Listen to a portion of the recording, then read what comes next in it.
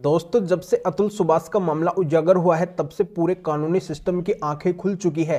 सभी को अच्छे से पता चल चुका है कि बिल्कुल आज के समय के अंदर पति लोगों के साथ में बहुत ज्यादा गलत हो रहा है। जो पत्नियां हैं उनको जो स्पेशल राइट्स मिले हुए हैं, जो स्पेशल कानून मिले हुए हैं, उनका वो दुरुपयोग कर रही है और उनके तहत वो पति लोगों को प्रेशर के अंदर डाल रही है, दबाव के अंदर डाल रही है, झूठे केस करके उनसे वो अनचाही डिमांड की पूर्ति करना चाह रही है। तो ऐसे में जो पति लोग हैं वो तंग आके ये सुसाइड का रास्ता अपना रहे हैं, क्योंकि उनके पास में और कोई भी ऑप्शन नहीं है। हर जगह पे पति लोगों की सुनी नहीं जाती है। जब पत्नी के द्वारा थाने के अंदर जाया जाता है तो वहां पे भी थाने वाले हैं जो पति के ऊपर प्रेशर डालते हैं, उसको डराते हैं, धमकाते हैं, कई बार तो अरेस्ट भी कर लेते हैं। और अरेस्ट करने से पति की जो रेपुटेशन है, जो इज्जत है, उसके ऊपर दाग लग जाता है, क्योंकि उनकी एक स्वच्छ छवि होती है, लोगों के सामने उनकी इज्जत होती है, लोग उनकी इज्जत करते हैं। पर इस तरीके से अगर पुलिस के द्वारा बिना वजह उनको प्रताड़ित करके इस तरीके के झूठे केसों के अंदर गिरफ्तार कर लिया जाता है, उनको लॉकअप या फिर जेल के अंदर पहुंचा दिया जाता है, तो इससे उनका एक अपमान होता है, एक मानहानि होती है।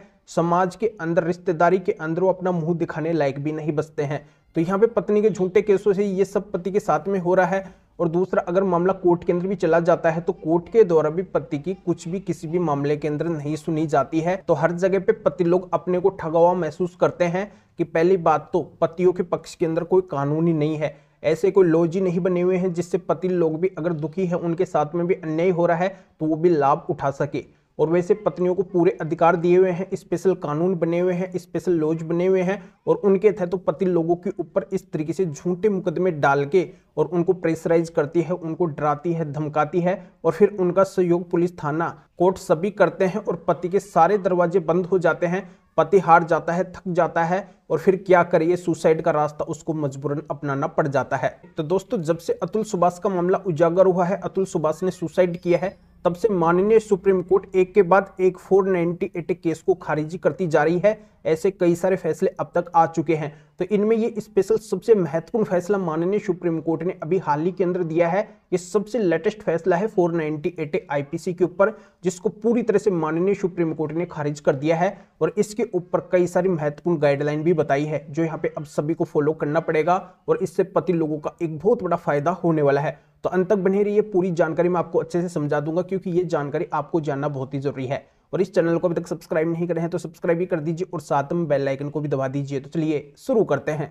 तो वेलकम दोस्तों, मैं हूं आपका अपना एडवोकेट जितेंद्र। तो दोस्तों, ये बात कोई झूठी वायरल नहीं हो रही है कि अतुल सुभाष की कुर्बानी बेकार नहीं गई। तो बेकार बिल्कुल भी नहीं गई है अतुल सुभाष की कुर्बानी, क्योंकि अतुल सुभाष की कुर्बानी के बाद में ही ऐसे फैसले आ रहे हैं जो पूरी तरह से 498 केस को खत्म कर रहे हैं। यानी कि जो भी मामले के ऊपर सुनवाई हो रही है, उस मामले के अंदर केवल और केवल पति पक्ष को ही राहत मिल रही है, और पत्नी पक्ष के एक भयंकर फटकार माननीय सुप्रीम कोर्ट के द्वारा लगाई जा रही है। तो इसमें सबसे महत्वपूर्ण फैसला अभी हाल ही के अंदर माननीय सुप्रीम कोर्ट ने दिया है, और इसके अंदर कई सारी ऐसी महत्वपूर्ण गाइडलाइंस दी है जिससे अब पत्नी का 498 केस बिल्कुल भी नहीं चलने वाला है। तो ऐसा केस है तो बिल्कुल भी एक भी दिन नहीं चलेगा। तो बहुत ही लेटेस्ट गाइडलाइन है, एक एक करके मैं पूरी जानकारी आपको बताऊंगा, पर आपको अंत तक बने रहना है। इसमें पहले और सबसे महत्वपूर्ण गाइडलाइन ये है कि जो पत्नी आरोप लगाती है, जैसे इस मामले के अंदर पत्नी ने अपने सास ससुर के ऊपर आरोप लगाया कि इन्होंने मेरे बच्चे का मिसकैरेज करवा दिया, इन्होंने मेरे साथ में ऐसी क्रूरल्टी की, इन्होंने मुझे ऐसा चीज खिलाया जिससे मेरे बच्चे की मिसकैरेज हो गई। पत्नी ने 498 के केस के अंदर अपने सास ससुर के ऊपर ये आरोप तो लगा दिया, पर पत्नी ने पहले इस बात का कहीं पे भी कोई भी जिक्र नहीं किया। इस बात की पत्नी ने कोई भी कंप्लेंट्स नहीं डाली, और पत्नी उस मिसकैरेज के 2 साल के बाद में 498 का केस अपने सास ससुर के ऊपर दर्ज करवाती है। तो इससे साफ साफ जाहिर होता है कि पत्नी ने फिर मनगढ़ंत कहानी बनाई है, क्योंकि पत्नी के पास में इन बातों की कोई भी एविडेंस नहीं है, और पत्नी ने तुरंत कोई भी एक्शन नहीं लिया है, कोई कंप्लेंट्स वगैरह भी फाइल नहीं की है, इस बात की उसने कहीं पे भी शिकायत नहीं की है। इसी वजह से उसने इतना समय लिया है केस करवाने के अंदर, इसी वजह से उसने इतनी देरी कर दी है। अगर उसके साथ में गलत होता तो चुप थोड़ी बैठती, तुरंत एक्शन लेती, कोई ना कोई काम जरूर करती। तो दोस्तों, इससे पहली गाइडलाइन ये निकल के आती है कि पत्नी जो भी इंसिडेंट लिखवाती है कि उसके साथ में ऐसा हुआ है, उसके साथ में गलत किया जा रहा है, उसको दुखी और परेशान किया जा रहा है, तो उसको तुरंत एक्शन लेना होगा। अगर वो देरी करती है 498 का केस दर्ज करवाने के अंदर या फिर BNS 85-86 का केस दर्ज करवाने के अंदर, तो वो केस बिल्कुल भी नहीं चलेगा। अब दूसरी गाइडलाइन इस मामले से निकल के आती है कि पत्नी जो IPC 498 केस में क्रूरल्टी वर्ड का यूज करती है कि उसके साथ में क्रूरल्टी हुई है, क्रूरल्टी की गई है, तो क्रूरल्टी किस लेवल की गई है। जैसे पत्नी इन सभी को भी क्रूरल्टी का रूप देती है कि पति उससे बात नहीं करते हैं, वो घर का सारा काम करती है, सुबह जल्दी उठती है, पति उसको घुमाने के लिए नहीं ले जाते हैं, पति उसको शॉपिंग नहीं करवाते हैं। और इनको भी अगर पत्नी क्रूरल्टी का रूप देती है ऐसी नॉर्मल बातों को भी, तो क्रूरल्टी की कैटेगरी में बिल्कुल भी नहीं आएगी। क्रूरल्टी हाई लेवल की क्रूरल्टी होनी चाहिए, ऐसी क्रूरल्टी होनी चाहिए जो पत्नी की जान पे भी आ जाए। जिन पत्नी के साथ में हाई लेवल की क्रूरल्टी हुई है तो उनका ही 498 IPC का केस चलेगा,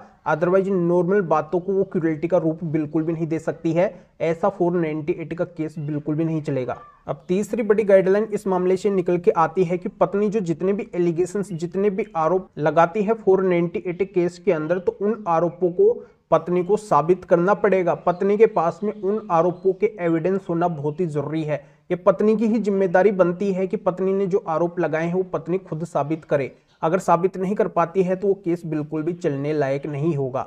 अब इसमें चौथी गाइडलाइन ये निकल के आती है, जैसे इस मामले के अंदर पत्नी ने पहले डाइवोर्स का केस फाइल कर दिया था, पर उस डाइवोर्स के केस के अंदर पत्नी ने ऐसी कोई भी बात का जिक्र नहीं किया कि उस पत्नी के साथ में उसके सास ससुर ने ऐसी क्रूरल्टी की है, उसका मिसकैरेज सास ससुर की वजह से हुआ है। और बाद में फिर काफी समय के बाद में पत्नी ने IPC 498 का केस फाइल किया, तो उसके अंदर पत्नी ने ये सारी बातें लिखवाई। तो इससे बात स्पष्ट हो रही है कि पत्नी जैसे पति से डाइवोर्स लेना चाहती है, पति उसको डाइवोर्स नहीं देना चाह रहे हैं।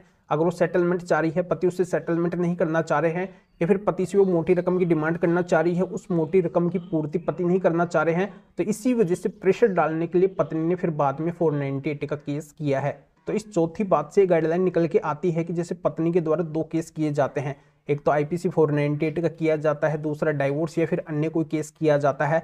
अब दोनों केसों के अंदर जो पत्नी के द्वारा बातें लिखवाई गई है वो समान नहीं है, अलग अलग हैं, वो मैच करती ही नहीं है। तो इससे ये माना जाएगा कि पत्नी का IPC 498 का केस झूठा है, वो केस चलने लायक नहीं होगा, वो केस खारिज करने योग्य होगा। इसी से ही पांचवी गाइडलाइन निकल के आती है कि पत्नी पति पक्ष के ऊपर प्रेशर डालने के लिए 498 कानून को हथियार की तरह इस्तेमाल नहीं कर सकती है। तो दोस्तों इस मामले के अंदर पत्नी ने IPC 498 का केस किया था अपने सास ससुर के ऊपर, तो इन सारी बातों के आधार पर सास ससुर को पूरी तरह से माननीय सुप्रीम कोर्ट ने 498 केस से मुक्त कर दिया, पूरे 498 केस को खारिज कर दिया। तो आपका 498 का मामला भी ऐसा ही है, तो बिल्कुल आप इस जजमेंट का उपयोग कर सकते हैं, फायदा उठा सकते हैं। बिल्कुल लेटेस्ट और नया जजमेंट आया है माननीय सुप्रीम कोर्ट का। तो इस महत्वपूर्ण माननीय सुप्रीम कोर्ट के जजमेंट की PDF कॉपी लेने के लिए आप इस वीडियो के डिस्क्रिप्शन के अंदर जाइए, इस वीडियो के डिस्क्रिप्शन में जाके इस जजमेंट की PDF कॉपी लेके अपने 498 केस में लगा दीजिए, या फिर BNS 85-86 के केस के अंदर लगा दीजिए। या ये जो स्क्रीन के ऊपर WhatsApp नंबर शो रहे हैं, तो इस WhatsApp नंबर के ऊपर भी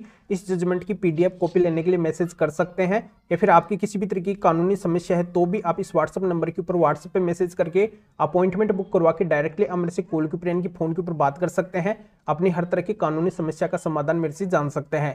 अभी आप इस वीडियो को लाइक भी करें और शेयर भी करें, जो और लोगों तक भी ये जानकारी पहुंच सके। तो वीडियो देखने के लिए आप सभी का बहुत बहुत धन्यवाद।